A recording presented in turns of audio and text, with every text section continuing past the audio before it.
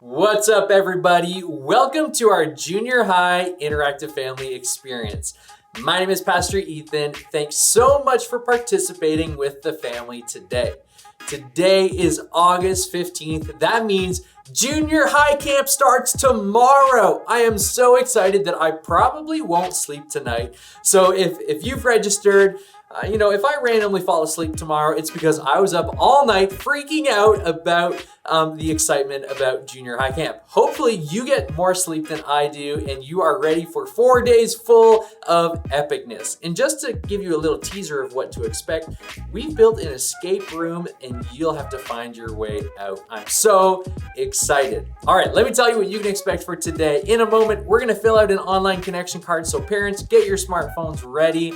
We're gonna have some friendly family competition. We're heading into a brand new series that's all about love. And then you and the family will group together and have a discussion based on today's video. Now, I just wanna remind all of our parents watching this morning that you are the ones who will be leading those discussions today. And the discussion questions can be found and downloaded from an email I sent out yesterday. You can also find it in our junior high Facebook group. If you didn't get that email or if you haven't joined our Facebook group, make sure you let me know so we can add you to our mailing list and send you an invite. Why?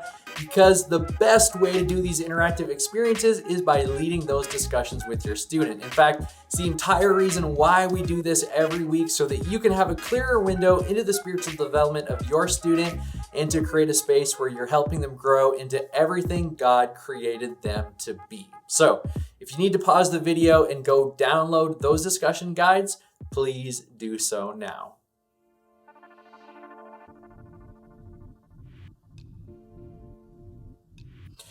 We are about to get into our series, but before we do, we would love to hear from you. We want to stay connected to you and check in, so we have something called a connection card where we can do that. The connection card is found right on the main page of the LakePoint app, and you can also access it right here with this QR code. If you have a smartphone, just open your camera, point it at this code, and it'll take you right to the connection card.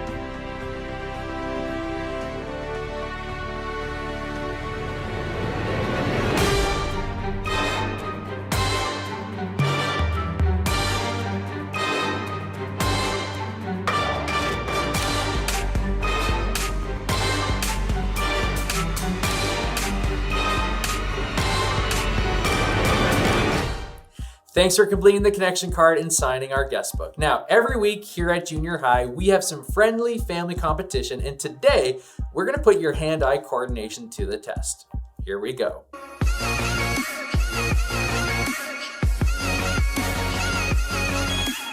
All right, competitors. Today, your hand-eye coordination will be tested in a challenge called Catch Ya Later. For this challenge, you'll need some sort of basket, container, or bucket that you can hold on top of your head with one hand. You'll also need 10 random items. Now, the goal of the game is to throw one item up in the air and try and catch it with the bucket on your head. Now, the bucket must stay on the top of your head, but you can move your body around to try and catch the item that you threw in the air. The family member who catches the most items will be the winner. Good luck.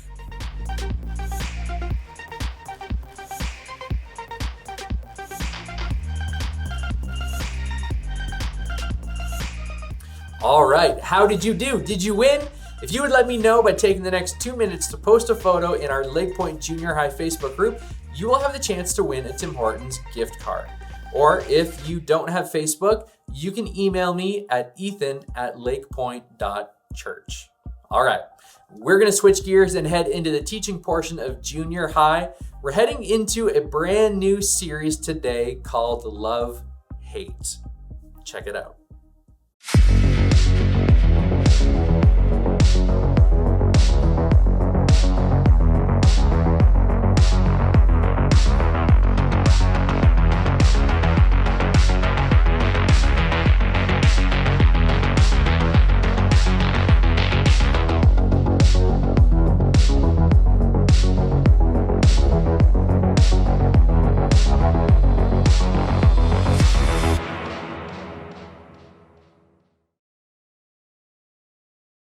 We live in a world where we use the words love and hate pretty loosely.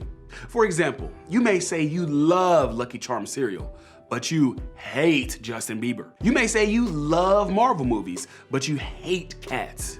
You get the idea. We live in a love-hate culture. Love is a big deal to us. Most of the biggest movies in the theaters have a love story attached to them. And a lot of songs that top the charts are about love. Americans alone spent $20.7 billion on Valentine's Day. In the church, we talk about how God loves you and you should love one another. On the other hand, though, we live in a culture that loves to hate on other people or ideas.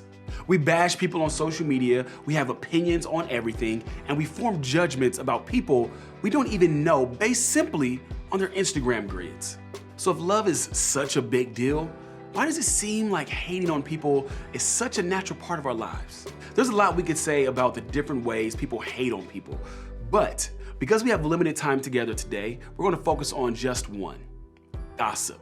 Now, before you roll your eyes and think I'm hating on anybody who hates on somebody else by gossiping, just hear me out for a sec. Aren't a lot of the conversations you have about other people? Isn't it true that rumors have ruined some of your classmates' reputations? Don't you sometimes hear stories that seem a bit sketchy on details, but they're full of interesting dirt, so it's fun to talk about? You may be thinking, I don't talk about other people, but I know people who do all the time. But the truth is, we all need to take a look in the mirror and ask ourselves if we contribute to this form of hating. I mean, with all the things we have going on in our lives, why is it so easy to spend time gossiping about other people? Why does gossip have such a strong appeal to us all? I think there's a few big reasons why. Number one, our insecurities. If we can point out what's wrong with other people, it helps us cover up what we feel insecure about within ourselves.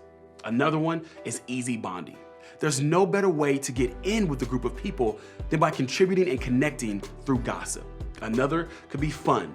It's highly entertaining to be the first person to know the juicy details or be in the middle of breaking news about other people. Another could be competitive advantage. Some of us want to be the best, so we'll cut other people down just to show that we are. Or maybe it's truth. Sometimes we justify gossip with the fact that what we're talking about is actually true. We think it's okay because the people we're talking about deserve it or brought it on themselves. Or it could be innocent intentions. Sometimes we just have BFFs that we share everything with, and sometimes everything includes gossip. Like I already mentioned, gossip is an adult thing too. So it's not like you've gotten a lot of great modeling on this topic from people who are older than you. We know parents, teachers, coaches who all tell too much. There are shows, podcasts, YouTube channels dedicated to gossiping about and hating on other people. Social media has ramped this up for sure. And there are famous celebrities who literally are only famous because people gossip about them. They haven't released an album, acted in a movie, or even invented anything world-changing, but they seem to be the trending topic all the time. What a crazy time to be alive. But isn't it true that although gossip is a naturally accepted part of our culture, there's something inside all of us that knows it's not good? I mean, if you've ever been gossiped about, then you know how terrible it feels. It's not fun to be the subject of other people's conversations, especially when they don't have all the details or even know you. I know for me, the only time I want people talking behind my back is if they're complimenting me. Anything else, it just hurts. If gossip is, in fact, a big deal, how should we handle it? Well, let's talk about that together. Interestingly enough, someone who lived a couple thousand years ago might have written some of the best advice on this particular topic. His name is Paul, and he's one of the most famous Christians to ever live. His life was dedicated to starting churches and telling everybody he ran in contact with about Jesus. He would often write letters to the churches he had planted, and eventually some of those letters will become what we call books of the Bible. One of those letters is now called the Book of Ephesians. It was written to a group of Christians in the ancient city of Ephesus, which was a bustling port city full of culture, diversity, and religions. It was a town full of a bunch of people with a bunch of differences. This type of setting is the perfect fuel for gossip. There was plenty to talk about, plenty to disagree on, and plenty to judge. In fact, for the people Paul wrote to, Jesus followers, it would have been easy for them to judge what they saw in the people of that town. And it would have been super easy for them to gossip. But Paul wanted the Christians in Ephesus to operate differently than culture. So his letter is all about them, as followers of Jesus, living unique lives. Here's what he had to say. Do not let any unwholesome talk come out of your mouths. In this one sentence, Paul makes it clear that unwholesome talk is not supposed to be a part of our lives. This letter was originally written in Greek, and if we were to look at the original word for unwholesome in the Greek, one of its meanings is rotten. And that, y'all, is a great word to describe what gossip is. Gossip rots our friendships, relationships, and reputations. This isn't what we want to produce with our lives, is it? We don't want to be people who put out a rotten vibe. When we participate in or initiate gossip, we're actually contributing to the rotting of some of the things that matter most to us and the people around us. In fact, not only does it rot things around you, it might actually be an indication of something unwholesome on the inside of you. Jesus himself talked about this. It's not what goes into your body that defiles you. You are defiled by what comes from your heart. According to Jesus, what comes out of you says a lot about what's within you. When you gossip, it shows something about you. More than the words you speak, it's about the motivation that causes you to say certain things or participate in certain conversations. It's an issue of the heart. But back to Paul. He gives us an alternative to the unwholesome gossip. Do not let any unwholesome talk come out of your mouths, but only what is helpful for building others up according to their needs, that it may benefit those who listen. In other words, if you choose to put the needs of others ahead of your own, and when you think about who a person is, instead of just judging them, you'll stop yourself from gossiping. You'll think about them before you speak about them. If you choose to build others up, care about their needs, and help them, you'll choose words that benefit them instead of words that bash them. I get that this is a lot easier said than done. Trust me, I do. In a world where gossip is really trendy, it's hard to be the guy or girl who chooses wholesome over unwholesome. I mean, that just sounds boring, doesn't it? But I think it will help you to think about it through the filter of this question. What do you want to be all about? Do you want to be known as someone who loves others, or as someone who is simply a hater? The good news is that you have a choice. You get to decide who you want to be and what you will be known for. The bad news is that you could become known for being someone who is viewed as a hater if you choose to take part in the gossip that is all around you. But I want you to know that God wants you to be all about something else. That's why He gives you the power to be different. Just because gossip is fun, normal, or even trendy, it doesn't mean you have to participate. Instead, you and I could choose to be about something else. We could seek the kind of reputation Paul talked about, one where we're known as people who use words to help others, build others up, and make their needs a priority. We simply choose love over hate. Think of it this way. Let love be what you're all about. Of all the things we could be known for, let's start with the thing that Jesus said was the greatest: love. This starts in our hearts, with us making a decision to value and care about other people. It then transfers to our words. We all have a way of deciding what we say. Here are a few of the filters we commonly use. Will it make me look funny? Will it make me look cool? Will it make me look smart? Is it mostly true? These filters often lead to unwholesome talk. And before we know it, something rotten comes out of our mouths. We need a new filter, and I really like the one Paul gives us because it ties in perfectly if we want to be people who are all about love. It's a very straightforward filter, and it goes like this. Is this helpful? Before you and I say anything, we should use this filter. In fact, we can put it into practice immediately. We can start today in small group. We can start today when we get home. All we need to ask is, will these words be helpful? Will they build others up? Will they show the world that I'm all about loving others? If we choose to be all about love and use this filter, the words we should and shouldn't use will become really clear. It's actually pretty amazing how practical a filter that's thousands of years old is in today's world. Imagine for a moment, if just those of us in this room chose to let love be what we're all about, and we chose not to build our lives around gossip and negative talk.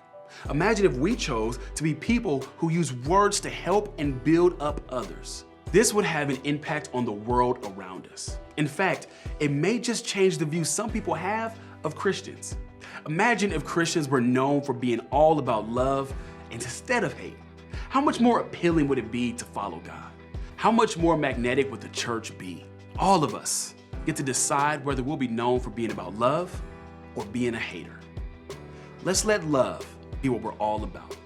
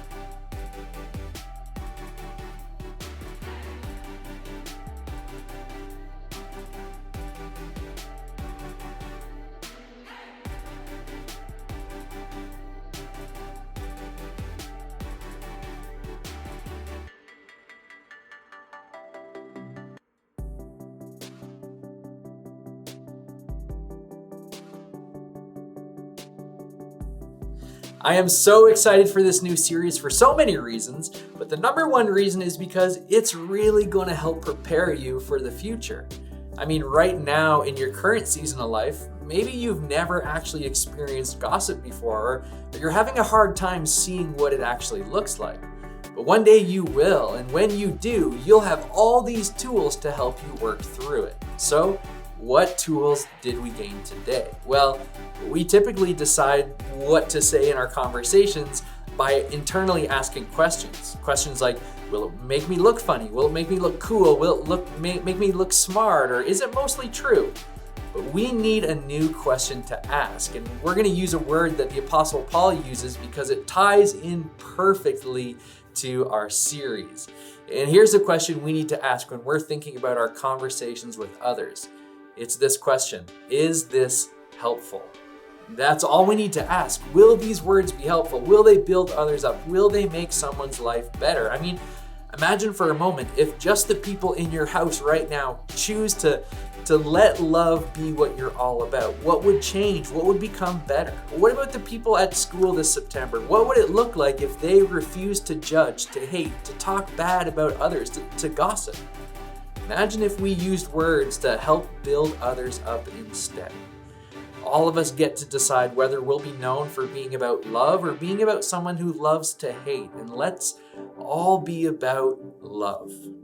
Thanks for participating today, everyone. I hope you spent some time today as a family and talked through some discussion questions and had some great conversation around today's message. Now, before you go, remember to post a photo of your family participating today in our LakePoint Jr High Facebook group, and you could be the proud winner of a Tim Hortons gift card. Now, to close our time this morning, take the next 2 minutes to pray together as a family and then head to the LakePoint app to access our weekday devotionals that go along with our series. You'll find them in the family resources section, and you can also find the link in the video description right below me. Have a wonderful week, friends. We'll see you next week.